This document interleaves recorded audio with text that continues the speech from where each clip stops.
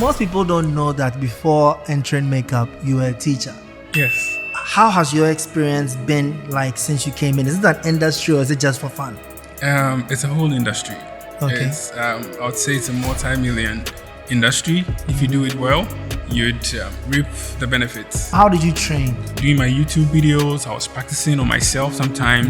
Sometimes I get home, I call my nephews and nieces, and then I'll be painting their faces and stuff like that. My first ever TV job, I didn't know a lot about these things. So I did the makeup, it was fine. You know, we looked in the mirror, she took pictures with her phone and all of that. And then now she went on set with the light and everything, and then she looked completely different. Yeah. It was ashy. It was, like you said, her face was lighter than her neck. I remember the first celebrity I did. Spill the beans. It was for Delay. So aside this, what other kind of challenges have you faced entering the industry?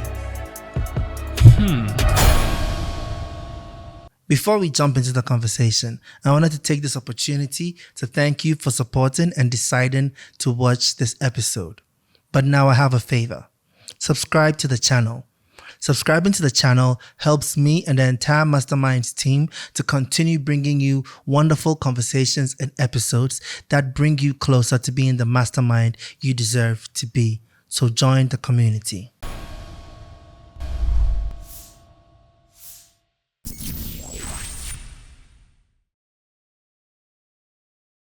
Welcome to the Masterminds Podcast. It's me, Richie Mensah, your awesome and ever-charming tour guide on this exciting journey to master your most powerful weapon, your mind. Today's conversation is about something which makes a lot of sense and is very important in this current generation, which is personal branding. And in personal branding, appearance is everything. So my guest today is one person who has helped transform the appearances of so many people in our industry, so many people that you look up to all the time. He has worked on over 30 music videos, big music videos as the lead makeup artist. He is an award-winning artist on multiple platforms. You know, he's been on TV shows. He's worked with the biggest A-listers in Ghana and beyond. My guest today, let me make sure I get the name right, is Zulkarnain Mahmood, yes. but popularly known as Zulky. Zulky, welcome to Masterminds. Thank you. I can't believe you're doing this. I know, right? Zulky there, he's friend of the family, so today's just a normal conversation. You know, I wanted to bring you here to just talk about the makeup industry because I always say certain industries aren't fully understood. People just see the glitz and glam and don't understand what goes on behind it. So today is like a full expose on the makeup industry. So how are you feeling? I'm good. I'm ready for it. Nice one, yeah. Let's start with you. Most people don't know that before entering makeup, you were a teacher. Yes. So how did that transition happen? What was it like being a teacher? And how did you enter into the industry? So this is how it happened. I was in college at the time. It was my final year, and then a friend of mine who is a model called me out of nowhere on a Saturday morning and was like, "Hey Zulky, are you free? I'm going to have a photo shoot and I'll need you to escort me." I'm like, "Okay, well, that's fine. I'm free, so why not?" So I remember we go on set. He changed into his outfit and then he was like, "Zulky, can you put a little powder on my face?" So he had his own powder and a brush. So I just, did something small for him and then that was it. Weeks later, he posted it and then he tagged me as a makeup artist. Okay. And I mean, it wasn't a big deal. I thought it was one of those things, one of those Instagram posts, and then people would just, scroll past it and then that's it. But about a week or two later, I was there and then he called me again. He was like, "Zulky, two of my friends liked the makeup you did for me. And then they also want the same thing, but this time they are girls." And I'm like, "What are you talking about? I'm not a makeup artist. I don't think I can do it." It was like, "Well, I've given your contact to them, so when they call you, you can speak to them and all of that." And at the time, I didn't want to do Yawa. So I remember these girls called me and they were like, "Hey, I got your number from this so person, and then we wanted to do a photo shoot and then all of that." So I remember telling them that I'm not a professional makeup artist. I'm just like a makeup enthusiast. So if they had their own products, they could bring it and then we could do it together. And then I remember that night, I was on YouTube. I was watching tutorial videos. I was on Instagram. I was watching how to draw brows, how to do this, how to do that. And then the day came, we went to do it. At the time, it was nice. Looking back, I'm like, what is this? You can't believe you did I that. can't believe I did that. Yeah, but so that's how we started. I was I'd freshly graduated from school. I'd been posted, and I was teaching English language. I was teaching ICT. I remember when I got in the school, they didn't have any creative arts teacher. I didn't do anything creative arts though, but they didn't have any teacher. And I'm like, okay, I think this is something I actually have an interest in, so I could do it. So I volunteered to be the creative arts teacher for the school. And yeah, it was a nice experience being a teacher, because I had the opportunity to, help these kids to learn, to mentor them, to help them express themselves, especially when it comes to the creativity aspect and all of that. So yeah, that's how the journey started. Interesting. Yes. So it wasn't something that was like you planned it and it just happened and then you took it seriously. Not at all. If someone had told me 10 years ago that I was going to be doing makeup professionally, I'd be like, hell no. It wasn't part of my plans at all. But yeah, here we are. So as you've come in the industry and you've been working, I want to understand something. A lot of people don't really see the makeup industry like a real industry. They don't see it as a profession. It's more like it's just a hobby. Yeah. How has your experience been like since you came in? Is it an industry or is it just for fun? It's a whole industry. Okay. It's, I would say it's a multi-million industry. If you do it well, you'd reap the benefits. Interesting. Yes, and I think I'm guilty of the idea that makeup is just a hobby. Because, like I said, when I started, it wasn't anything I planned to do. So I saw it as just a hobby, Yeah. I do it at my free time. Friends will call me and be like, oh, hey, can you come and do this for me? And then I'll happily go and do it. But I think it got to a point where I realized I was getting very passionate about it. You know, I was passionate about beauty, about transformation, about helping people feel confident in their skin and all of that. And it was difficult for me to navigate, to move from the hobby to a business, aspect and all of that. So I think I took a step back and I went back to the drawing board. I took a couple of classes here and there. I was doing a lot of collaborative works. I then met a couple of photographers and videographers. So I remember I'll test them and then I'll be like, hey, I have this, concept I want us to shoot. Are you up for it? They was like, oh, why not? Let's do it. So I was doing that. I was trying to build my social media presence, my visibility and all of that. And yeah, then that's how we got here. Okay. Yes. So that means even though you started as a teacher and entered into it as, let's say, fun/passion, to become an actual makeup artist, you had to go through the training and the business process. Through the training. No two ways about that. So how did you train? So like I said, when I started, it was I was a self-taught. I was, doing my YouTube videos. I was practicing on myself sometimes. Sometimes I get home, I call my nephews and nieces, and then I'll be painting their faces and stuff like that.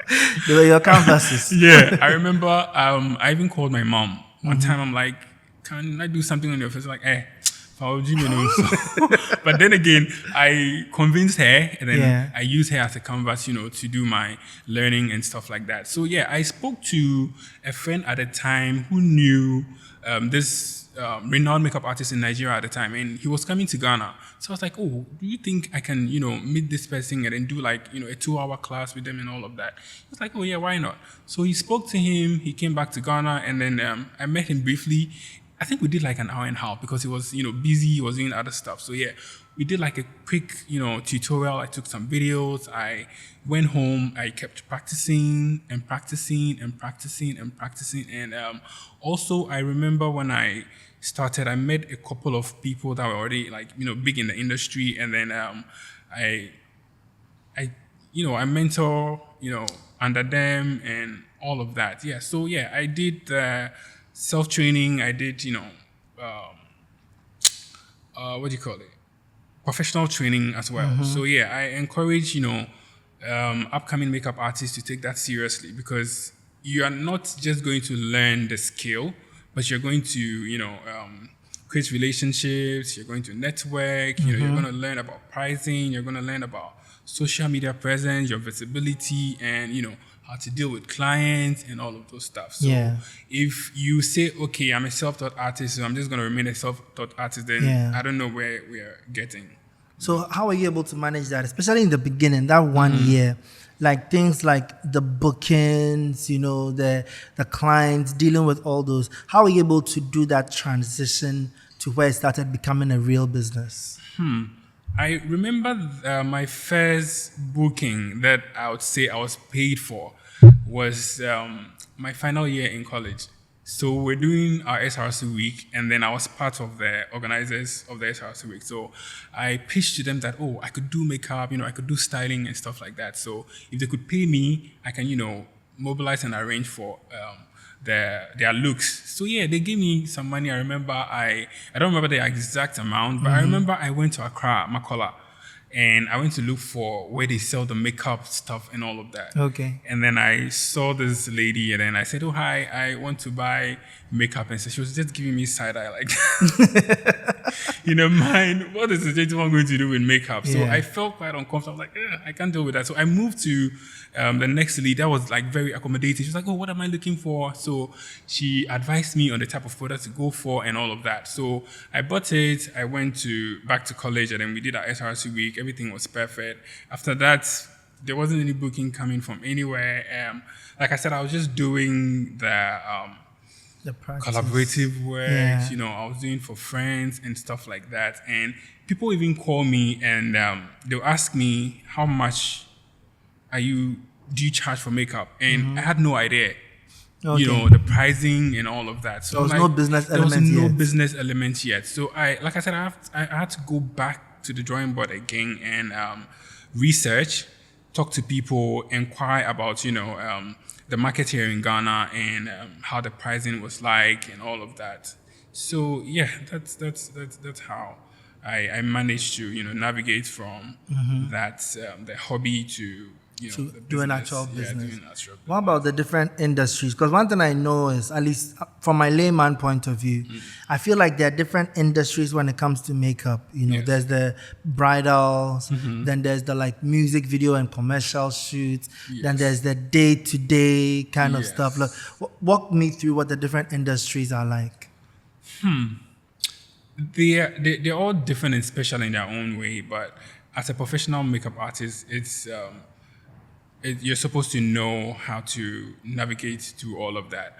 Bridal makeup artistry, I would say it's more personal and more emotional to deal with. This is somebody's, special day. So you have to be like very empathetic about a lot of things. You have to be able to listen. You have to be patient and all of that. When it comes to editorial, it's more about self-expression. You're not restricted when it comes to editorial. You're free to, create stuff, create different looks, see what's going to work, what's not going to work, and all of that. And then also when it comes to TV and commercial, I see that to be a more serious aspect of the makeup industry because, for instance, when it comes to TV, it's more technical. The look you're supposed to create is supposed to work under, different lighting systems, different cameras. These days the cameras that have come are like very sharp. The least mistake you do is going to show. So you have to make sure that the makeup you're doing is going to work in every single angle.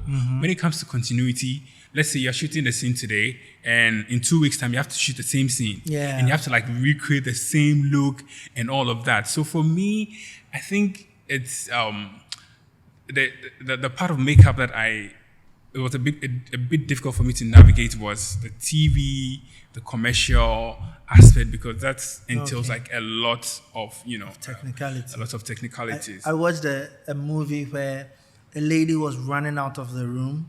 So as she was running out of the room, she was wearing a brown wig. By the time she got outside, her wig was red. We see that a lot in movies, and So I took it upon myself to actually learn about lighting. I had to learn about camera. I had to learn about, the different sets, the angles and all of that. And that has been able to help me to strive in the TV and the movie aspect as well. Yes. That's very valuable. I think a lot of people don't understand how much you need to learn in the industry. Exactly. Most people think you just throw some powder on and you're done. Yes. They don't get, for instance, one thing I see a lot that I complain about is, let's say, when people do makeup, and then they do makeup for maybe TV or something, and they photograph it on the mobile phone. But the problem is, makeup for the professional camera is different from makeup for the mobile phone. So then now it starts looking bad on the mobile phone. You don't get that. No, it's not meant for this. Yes. So I think that is what a lot of people do. They're not able to differentiate between the different types of makeup. For everyday look, I mean, you can easily get away with a lot of mistakes and nobody is really going to know. Because these days, a lot of people use filters, and all of that. So it can actually smoothen and cover up a lot of mistakes. But AI makeup. These TV and music videos and commercials, you cannot. Because, the lights, everything, everything is going to show. So you have to make sure you're getting the right undertone, the skin texture, you have to get everything right. So, yeah. We had a problem, I remember, when we were doing a music video shoot a while back. And because we're doing close-ups, and the light was close to the artist, now you could see the shade was different from their skin. When the light is off, you can't tell. As soon as the light comes on, it's a problem. Yes. I think I've experienced that before too. My first ever TV job, I didn't know a lot about these things. So I did the makeup, it was fine. We looked in the mirror, she took pictures with her phone and all of that. And then now she went on set with the light and everything, and then she looked completely different. It was ashy. It was, like you said, her face was lighter than her neck. I was like, how did we end up here? So now we had to go back. I had to, redo it. And then, so that's how I learn on the job as well. You can't always get everything at the same time. So sometimes you learn based on, experiences and all of that. Everyone's biggest aim is to build wealth. Now, anyone who knows what they are about will tell you the one true way to build wealth is to have a system that gains that wealth over time. Now, most people are suffering to what system or what tool can they use? How do they get to invest easily? How do they get to invest over time? Small amounts, compound interest, and build their wealth. Well, that tool is Achieve by Petra. Download Achieve by Petra now and let's build wealth together. So I think one thing I've noticed is how I can tell the difference between a professional makeup artist and someone just helping a friend at a shoot is especially those kind of things where what happens is a makeup artist comes on set, they do their makeup and they go. They don't check in the camera. I'm like, no, this person doesn't know that there's a difference. How it looked in the makeup room, you have to check on the camera to make sure. The photographer, the videographer is supposed to be your friend. So immediately you're done with the makeup, the person comes on set. The next thing is to go back behind the camera and check and see if everything is working perfectly before you can move on. If you have to leave or leave your assistant to do touch-ups and stuff before you can go. So I think that's what sets like a professional artist from like just a random, makeup artist. So aside this, what other kind of challenges have you faced entering the industry? Challenges, yes. Let me start with this one. Like I said, when I started, it was more of like a hobby. I didn't know the business aspect of makeup, so I was more focused on the skill and the art. I didn't know about personal branding. I didn't know about how to communicate with my clients. I didn't know how to, be visible. I didn't know my niche. I was just doing something. So, like I said, through working, meeting people and making mistakes, I began to learn. And I'm like, okay, this is actually a business that I can take seriously and make some good money out of it. For instance, I did this collaboration shoot with a friend who was a model. We did it with this like a renowned photographer. And he really loved the job I did. So I think later on he took my number from my friend and called and said, oh, he had a shoot with some business, creatives and all of that. And he'd want me to come and assist him, with their looks and all of that. So he asked me how much I charge or my rate. at the time I didn't know anything about what rates were, and what I even had in mind to charge, I wasn't confident enough to charge. And then now I asked them, okay, what was its budget? And guess what? The budget he mentioned was even like higher than what I you were wanted going to to say. charge. I'm like, oh my God. So I could make this much money, in this business. So yeah, I accepted it straight up, and I'm like, oh, yeah, I'm up for it. And we went to do it. I took my money, and then that was it. So I learned from them. I was like, oh, okay. So if I should raise my price to this, that means people actually appreciate, the art, and they could actually pay for it. So that's how I learned to switch from, being a hobby to An actual business or a career.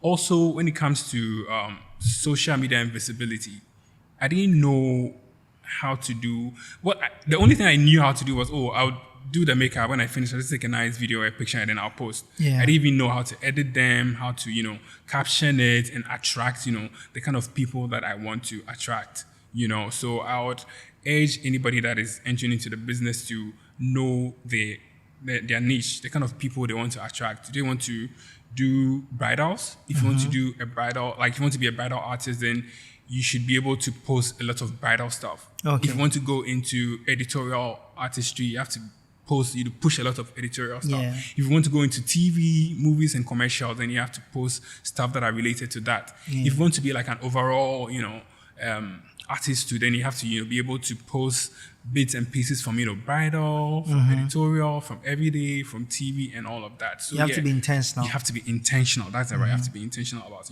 some of these things. Also, when it comes to your kids, a lot of people think, makeup is just, put powder here, put concealer here. But no. Your kids has to match the brand, the price. If you're charging a certain amount, your kids should be able to, show. When the client sees your makeup, they should know that, this person is actually charging this amount because of the kind of products they use, So, yes, I also learned to upgrade my kit, and I learned how to communicate with my clients, clearly. So at the end of the day, everyone is going to be happy with whatever. With your professionalism. I mean, that's one thing I can always attest for that. When Zulky is on it, he's professional. He'll get there on time. He'll do what he's supposed to do. He won't make any noise. He'll do his work, and But let's talk about the kids. Yes. So, for that person who's a up-and-coming makeup artist, what are like the standard prices for kids? Let's say maybe starter kits, and then standard kits, and then Zulky kits. So for a startup, someone who is just starting, it all depends on the type of product that you're going in for. We have the drugstore makeup. Hey.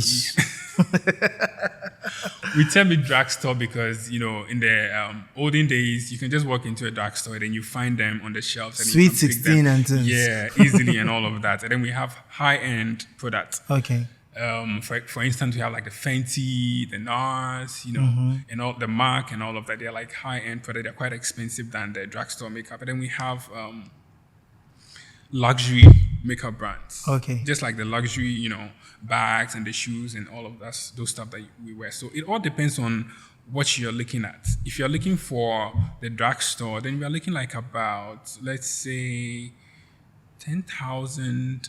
10,000 is the drugstore. Yeah. The entry level, no, it's 10,000. I think. Wallahi. Because you'd have to get, you can't just use foundation for everyone. Yeah. One foundation for everyone. You need different we have dark colors. Skin, like the deeper tones, you have the light skin and all of that. And even within that, we have like the cool tones, you have the warm tones, we have the neutral tones, the olive and all of that. So you have to make sure you're getting product that is going to cater for every single skin type. So if you're buying foundations, you have to buy foundation that's going to cater for all the skin types. You have to get concealers, you have to get lipsticks, you have to get lip liners, you have to get powders. Certain powders, so they're like different ones for different tones for different type of skin. And here I am thinking, buy one powder, buy one this. No. Yeah, so I could say from like 10,000 upwards. If you want to go in for like the high-end products, that's like 30,000 upwards. And then if you want to go on the luxury route to then I mean, it keeps going higher and higher and higher. Luxury is, there's no Exactly. end there. Yes, there's no end. Okay. But nonetheless, it doesn't necessarily mean that when you start, you should buy everything at once. Okay. I mean, if you have 2,000, if you have 3,000, you can just, pick a few stuff that you can work with. And then as time goes on, as you earn from the business, you can, expand and add up and all of that. So let's say, okay, right now, let's look at your 10,000 kits. So how long, if you are getting constant business, will that 10,000 kits last? The thing is, it's not even about how long it's going to last, but some of the products have like shelf lives. Some of the products, when you open it now, it has like, let's say, 6 months shelf life. Some have like about 12 months. So that means you can lose So that out. means you can. If you are not easily. getting a lot of customers. Yes. Wow. I never thought about that. Exactly. There are some too that you can go for like 2 years, 3 years. So it all depends on all of those, factors. Let me guess. The more expensive it is, the longer it can last. Sometimes, not all the time. Not all the time. Yes, not all the time. And also what people need to know is the quality doesn't determine the price. A product might be very expensive but might not get the job done. Okay. And a product might be affordable, but it's going to get the job done beautifully.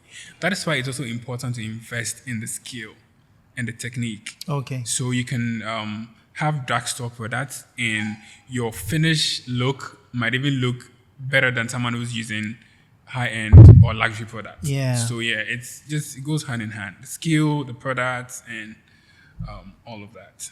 So, but people complain a lot about maybe they got rashes or they got, their face was affected, that kind of stuff. Yeah. Is it the quality of products that affects people? Yeah, the quality or sometimes the ingredients in the product. Okay. There are people that react to certain ingredients. So like I said, before I work on a client, we'd have like a consultation. So I'm going to ask you your skin type. Is it dry? Is it oily? Is it combination? If you have allergies to certain ingredients in certain products, you let me know before, we start the whole thing. Sometimes too, the quality of the product also determines. There are lots of fake products on the market.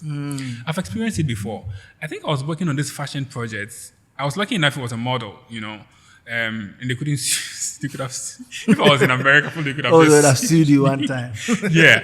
I think I got this new product that, usually when I get new product, I test it on myself, my skin somewhere, before I use it on the client. But I think because of time and everything, I wasn't able to test it. And I think it was a fake product. I didn't know. It was a skin prep product, right? So before you throw on the foundation and everything, you have to prep the skin, depending on the type of look you're going for. If you're going for like a mattifying finish, you have to, set the face a certain way. If you want like a dewy look, you have to also set the face in a certain way. Okay. So I started applying this product and all of a sudden, rashes came out of nowhere on her face instantly. Her face just flared up. Instantly. I was so scared. I was literally shaking. Wow, that's not even a delayed reaction for you to say maybe it's not the makeup.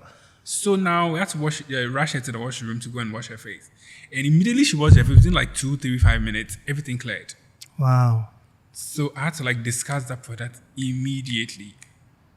So sometimes the ingredients and all of those things play very important roles, So how are you able to determine the difference? Or I'm guessing that's experience and studying. Experience comes in. Okay. I think it was one of the fears that I had when I started, because I was like, hey, you can have like two dark people standing right in front of you and you can see they have like different undertone. And I was asking myself, how would I be able to like navigate and be able to make sure at the end of the day, the neck is matching the face and the rest of the body. So it was one of the things that I spent a lot of time to learn.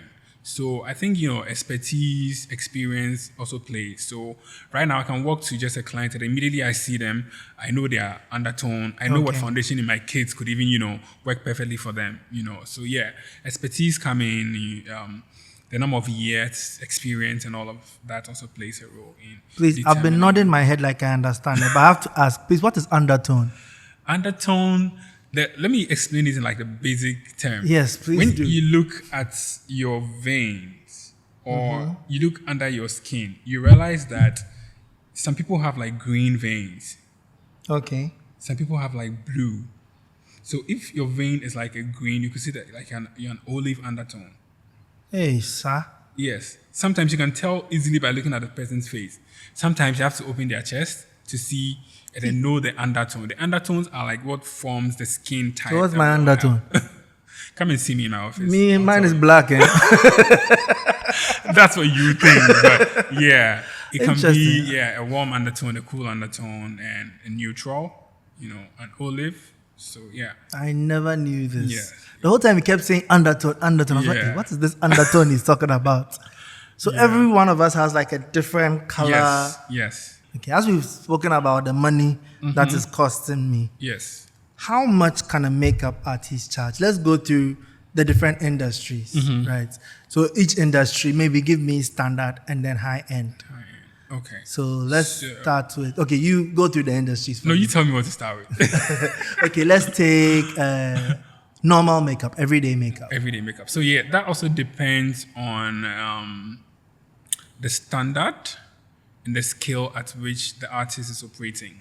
Okay. If you are an upcoming artist and your location also depends on determining prices, your expertise, your experience, the kind of clientele you work with. If you work with celebrities, you work with like just normal people, it all plays a very important role in the pricing. So for an upcoming artist, I could say for a walk-in, that is when they come to your studio, I think it ranges from like about 200 CDs to like about 400, 500. Okay. I think between 200 to like 300, 400. And then when you come to like the middle parts, that could range like about 500 to like 700. That is when you walk into their studio. Okay. And when they're going to you, they'd have to factor their transportation and all of that. So that might be a little higher than the walk-in fee. And then if you are like an A-list makeup artist, I think that also ranges from, let's say, like about 1,000 CDs to like, let's say 2,000. This is why when ladies are going out, then they are stressing it. Yes. Over 1,000 cities. Yes. To 1,000 to let's say like a 2,000. 1,000 to 2,000. 2,500, depending on the location, like I said. So let's say if I live in Accra and you're booking me in Tema, the distance is a bit wide. So obviously it's going to be higher than, and it's not just about the makeup application that you're paying for also. You have to consider your safety, all of those things. Your kit, like I said, the product that you have in your kit, and also all of those things determine the pricing. Accra flood, right? Now you have to consider exactly, there's flood in the consider area. flooding and all of those things. So clients, just know that this season, Hey, 2,500. Yeah. So maybe like a lady needs to go to a branch, then she has to just shelf out 2,500. I mean, that's like I said, that's why it depends on what you're looking for. Yeah. If you're looking for, if you're on budget, there's something for you. If you're, there's the 200 there's a version 200 for version, you. there's a 300 version, there's a Yeah. 500 version, there's a 300 version, there's a 1,000 version, Yeah. there's a 2K, there's 1.5. So whatever works for you, you just go for it. Okay. So that's the everyday makeup. That's the everyday makeup. Now let's go to something like a commercial shoot. A commercial shoot, I'd say that one,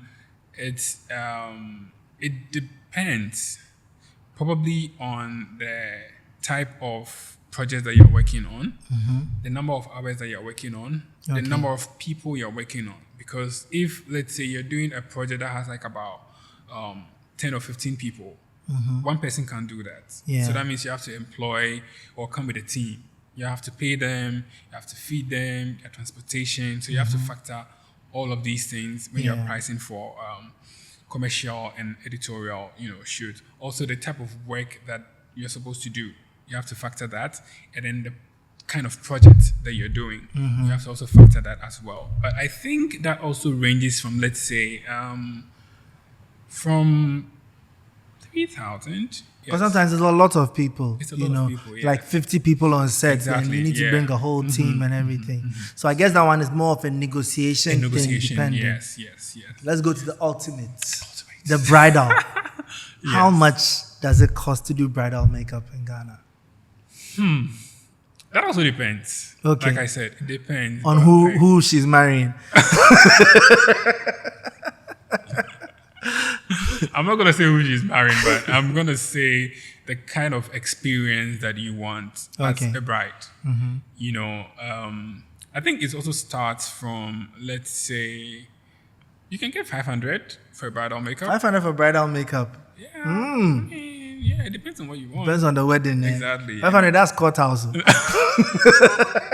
Exactly. So it depends on what you are looking for. And but I think averagely is around 1,500, 2,000 for, let's say, one look. Okay. And then if you have to do a second look for, like, let's say you're doing a traditional and then a white wedding, that means you have to double the price or charge more. And if you're doing it the same day too, you have to factor everything in charge. If you're doing it on 2 separate days, you have to factor that in charge as well. There are people that would want to celebrate their weddings for like a whole week. So they can book you for like Monday to Sunday. Interesting. They are throwing parties here and there. There are traditional wedding, there are white weddings, there are Thanksgiving, all of One those is cash out season. You barb.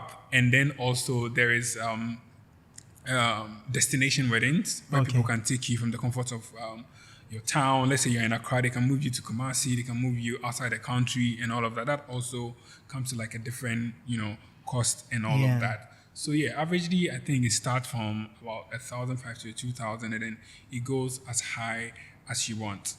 What is as high as you want? I want to understand that one. I mean, I know people that charge as high as 10,000 for one look. Not for one look. Let's say they're doing for traditional wedding, they're doing white wedding, they're doing party, they're doing, Thanksgiving and all of that. I know people that can charge more than that, 15,000, 20,000. It all depends on, like I said, what you're doing and the kind of experience you are giving the bride as well, And what I want brides to know, or what I want the general public to know, is you're not only paying for the makeup service. Bridal makeup artistry comes with a lot of things. Like what? That's what I want to understand. It comes with a lot of preparation, a lot of meetings, consultations, trials. Sometimes you have to be people's psychologists. You have to be their friends. You have to be, it's a very emotional, ceremony that takes a lot from you as the artist. True. So you're not only paying for that, you're paying for, all of these things. You're paying for the emotional trauma. Everything. Because you have no idea. You can be doing a bride and out of nowhere, mother will come in, auntie will come in, Dickness will come in. Oh, I don't like the brows. I don't like this. Can you change? Can you do this? Oh, the makeup is too much. Sometimes it's stressful. They can waste your time. A bride can give you, let's say, 7 a.m. You get at 7 a.m. and they're not ready. You have to wait for like an hour or two. And immediately makeup starts, then they come. Oh, she has to go. And then there's pressure. At the end of the day, the makeup still has to look nice. It has to photograph well. Videography is supposed to be considered as well. The weather, the emotions, she's going to cry. You have to make sure at the end of the day, when she cries and she touches up, the makeup doesn't move. Yeah. When she sweats, it has to be intact. People want their bridal makeup to be timeless. And it is not easy and it's not cheap to achieve such a look. So it all depends on what you want as a bride, and then you budget for the service that you want. One of the biggest lessons I've learned in life and in business is that not everything deserves access to you. Your attention is valuable. Your focus is valuable.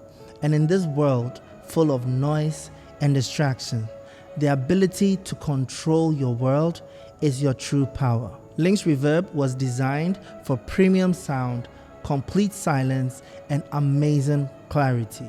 So head to any Compute Ghana shop or to our website, lynxelectronics.com, down in the description, and grab yourself a headset now. Lynx Reverb, now that's clarity. So how do you deal with that? Like, especially the troublesome clients? Because I've dealt with people on preferences.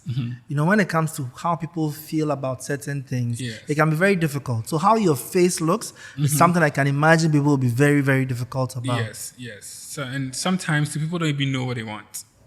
Yeah. Let's say, for instance, someone can call you and be like, "Oh, hi, Zulky, I'm booking you for a makeup session and I want a natural look." And the natural look they are looking for is not like the natural look that professionally I know.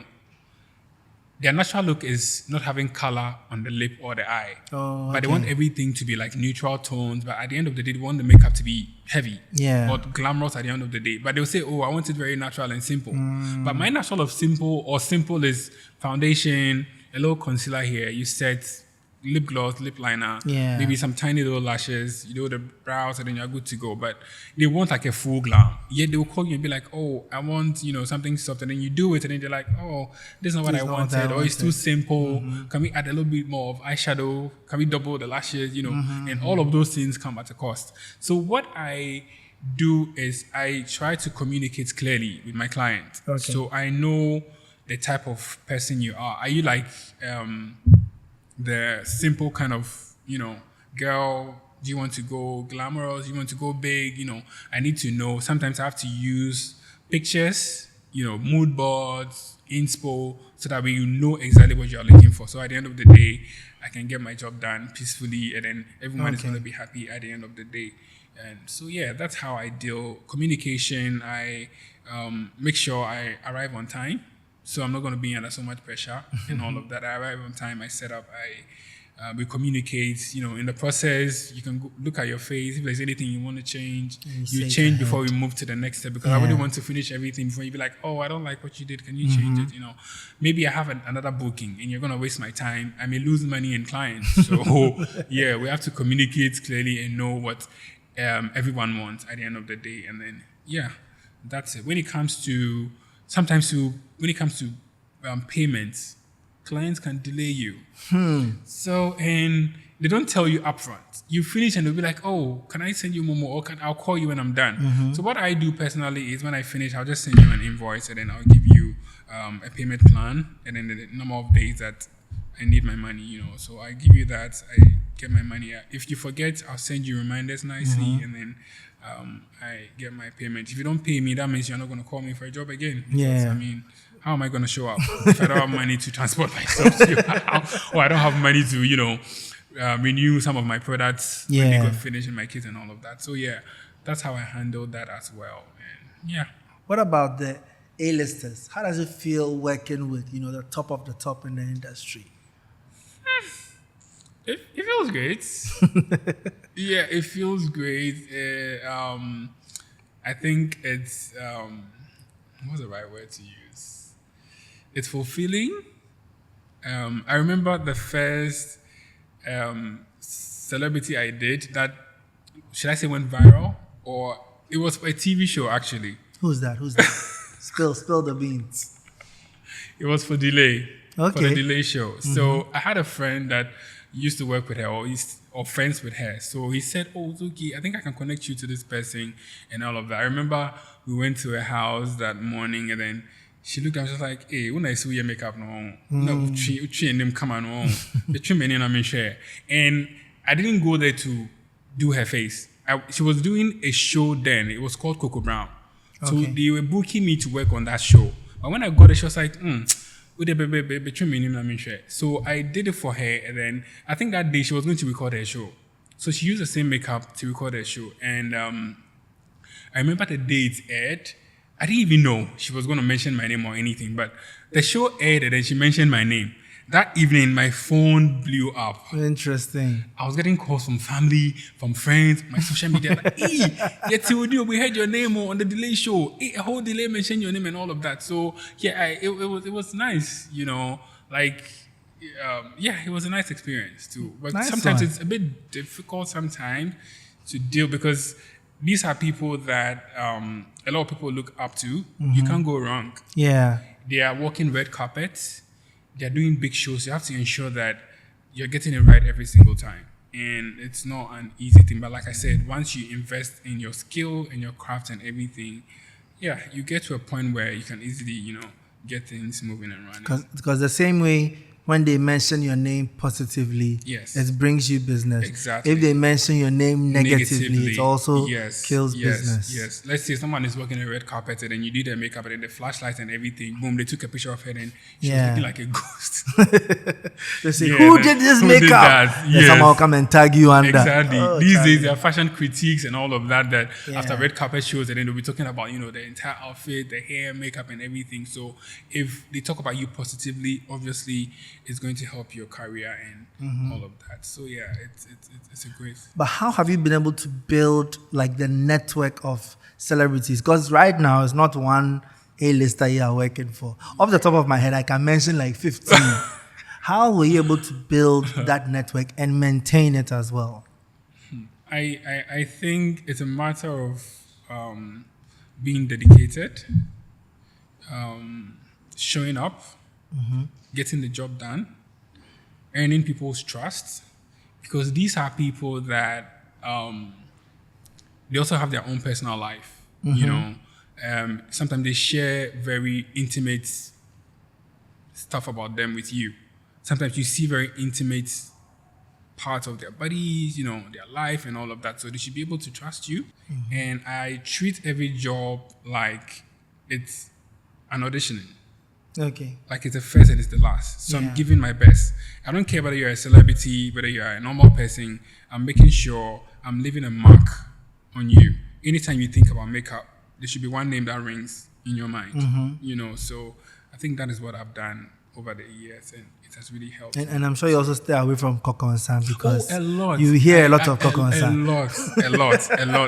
I'm not gonna lie, a lot. Yeah, but you have to stay away from it. Just be professional. Just get the job done. Pretend like you're not there. Okay. Get the job done, and then sometimes wait for your input to be asked for before you even insert it. Don't just poke your nose and your mouth into what people are discussing and all of that. Yeah. Let's talk about social media. You mentioned how social media right now is helping to boost like careers. What would you say a makeup artist needs to concentrate on right now when it comes to social media and establishing their brand? I think what they have to look at is, like I said earlier on, their niche. Okay. What they want to do, what they want to achieve at the end of the day. Are you looking at doing bridal? Are you looking at doing celebrity? Are you looking at doing TV? Are you looking at doing fashion? So once you look, you know that, you know the type of content to put out there to attract the people that you want to attract. Also, after attracting them, you have to make sure you are getting bookings and inquiries, because you can't just post and then people will come and watch and like and comment and go. You have to make sure you're giving them content that would make them want to, inquire about your services and would want to book you. Okay. Yes, you have to also make sure that people can relate with you.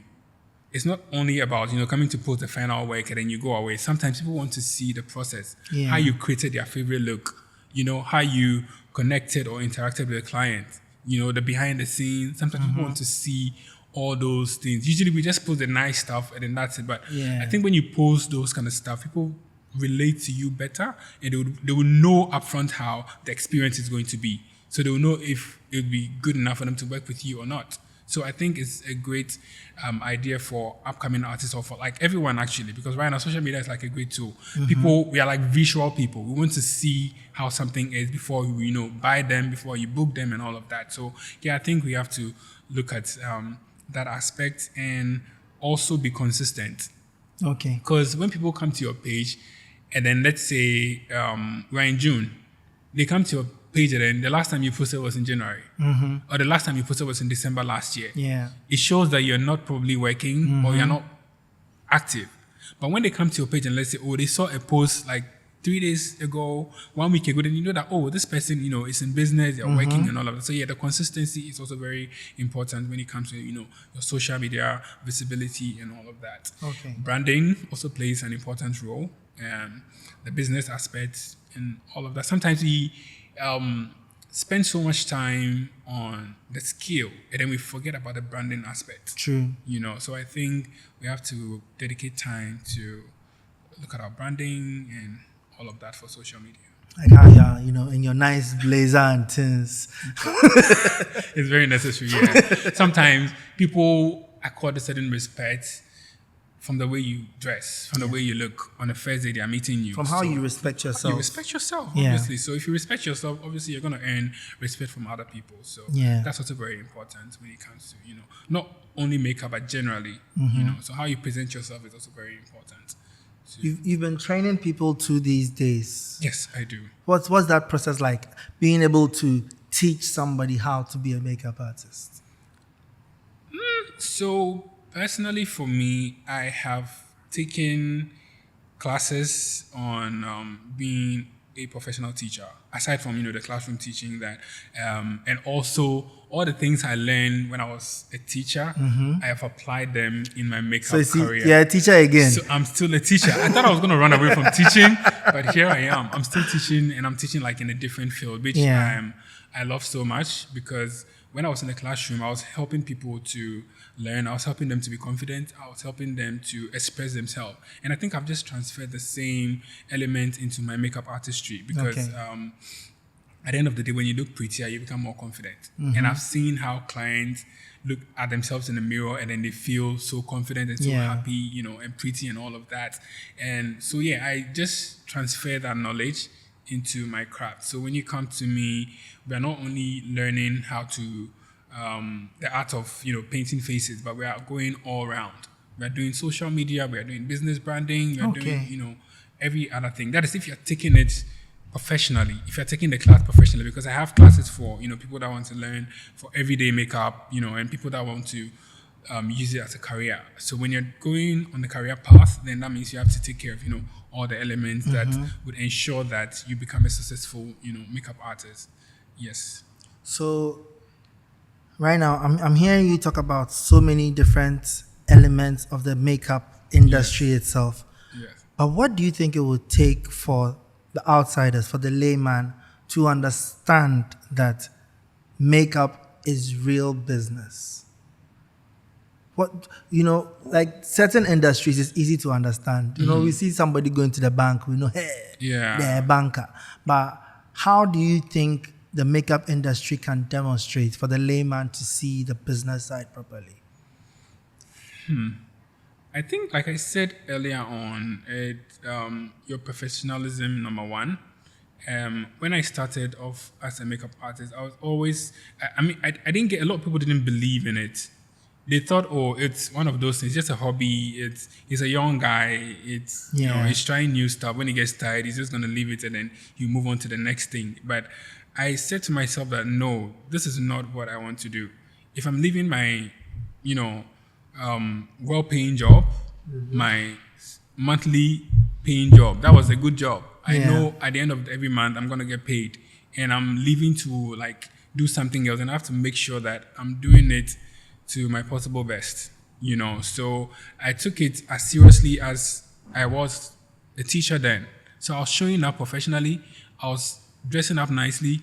I was making sure I was communicating with my clients clearly and nicely to ensure that at the end of the day, we are all on the same page. I was, because I was branding myself on the professional level, not just, a hobby that I'm doing that I'm going to, leave it and do something else later. I was showing up and I was creating relationships, my network, and all of that. And I think it shows when you go on my socials, you see, like you said, my clientele base, my celebrities, my A-list clients, and all of that. That should tell you that we are not playing. This is like real business. Yeah. This is not something that you're doing for 1 year, 2 years, and then you're done. This is something that we've been doing consistently, and so, yes, I think that's so it's how you carry yourself. How I carry myself. So when more people in the industry carry themselves professionally, the outside world will also treat them.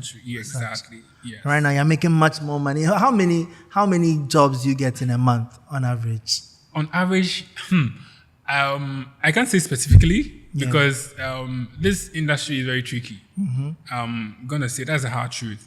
There are times you can go weeks without a booking. Interesting. Yes. And there are times bookings come every single week. You can do 20 jobs in a month. Okay. You know, so it's all boils down to knowing how to navigate the profession, how to put your financials together so that when times that there are no bookings, okay. you're not going to stress so much on, you know, the money that you've already made. Yeah. Times that there are lots of bookings, you know, saving, you know, investing your money in other stuff and all of that. So you personally, I'll say don't depend 100% on the makeup.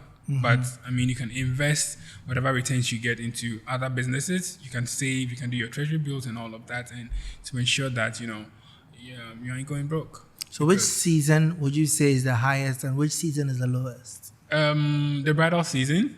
When is bridal season? What is bridal season, Sip? I think from September September, November, December, sometimes to like around April, May, June. I think it depends, and then like mid-year and all of those things. So you just have to position yourself in a way that during the peak season you make the best out of it. Okay. Also in December now there is what do you call it? It's a dirty December. The dirty December, when you have a lot of people coming into the country. Yeah. People are going out, they want to look good and all of that. You have to make the best out of it and make sure you're getting some good bookings and some good money before the season ends. Right now, I'm calculating your money. I'm calculating how much you take for one times there. You say sometimes you can do 20 in a month. Oh, I wasn't saying me personally. I'm just saying generally. I won't say it for the camera, but I've calculated. I'll come for loan. Okay, Zulky, do this for me, right? Yeah. So look in that camera and imagine there's a young person out there who wants to enter the makeup industry, but they want to become a master at their craft. Yes. What's that one mindset that you can drop in their mind that will help them develop to be a great makeup artist? Right? Yeah, so I would want to tell them that they should treat their talent like a business, not a hobby. I'm a clear example. Yeah. I like that. Yeah. I like that, Pa. Did I pronounce it well? Zulkarnain. You actually did. I was surprised because a lot of people get it wrong. Yeah. Let's stick with the Zulky. Yeah, the Zulky. But thank you so much. I like it when people take their job very seriously, and it helps boost the entire industry. Absolutely. And my favorite thing is it lets young people out there who want to enter the industry, understand how to enter and how to also be professional. Absolutely. Thank you so much. You're welcome. And I really hope this conversation has brought you 2 steps closer to being the mastermind that I know you were meant to be. Thank you for watching this episode. Now, the Mastermind's dream is about building a community of people who have the right mindset and are ready to take their success into their own hands. So do me this wonderful favor. Subscribe and share with anybody out there who you believe you want to see have the right mindset to succeed, so that together we can all become the masterminds we deserve to be.